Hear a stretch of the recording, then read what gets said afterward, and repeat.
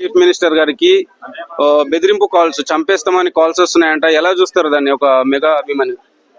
అది అతని దగ్గరికి వెళ్ళాలంటే ఫస్ట్ ఆఫ్ ఆల్ హనుమంతు దగ్గరికి వెళ్ళాలి. హనుమంతుడు అంటే ఎవరు? నాగబాబు. నాగబాబు గారిని దాటి పోవాలంటే ఏ ఒక్కడికి దమ్ము లేదు.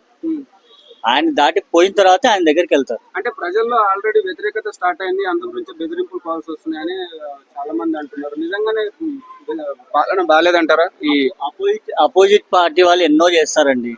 ఎందుకంటే ఆయన పాలన చూస్తున్నారు మీరు. 1 year అయిపోయింది. అది బోట్ సీజ్ చేశారు. ఎంత బాగా చేశారు అసలు. వీళ్ళకి ఏంటంటే ఒకరు ఎదుగుతున్నారంటే పక్కన వాళ్ళు చూడలేరు కదా. ఈయన మంచిగా చేసుకుంటూ వెళ్ళిపోతున్నారు. వాళ్ళకి ఏమంటారు, అది నచ్చట్లేదు. దానికోసం ఇవన్నీ రూమర్స్ క్రియేట్ చేస్తున్నారు. అంటే ఆల్రెడీ పోలీసులకు కూడా కంప్లైంట్ చేశారు.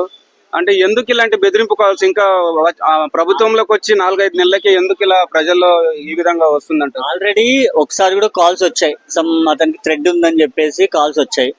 ఏదో ఇట్లా బాంబ్ అటాక్స్ ఏదో ఉందని చెప్పి చెప్తున్నా కదా. ఆయన ఇది కూడా టచ్ చేయలేరు.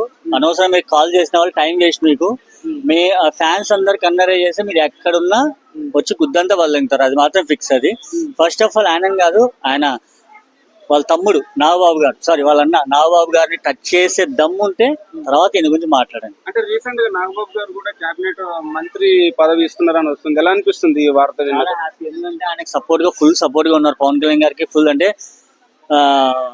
అప్పట్లో హరికృష్ణ గారు ఎన్టీ రామారావు గారికి ఎలా సపోర్ట్ గా ఉన్నారో అలా పవన్ కళ్యాణ్ గారికి మన నాగబాబు గారు సపోర్ట్ ఉన్నారు. అలాంటిది ఇవ్వకపోతే తప్పు, చాలా తప్పది. ఇచ్చారుగా, చాలా హ్యాపీ అది ఇచ్చినందుకు. ఒక పదవి ఈ 4-5 నెలల పరిపాలన మీకు ఎలా అనిపించింది? మీకు ఈ ఉమ్మడి కూటమి ఒక్క దాంట్లో అర్థమైపోతుంది కదా.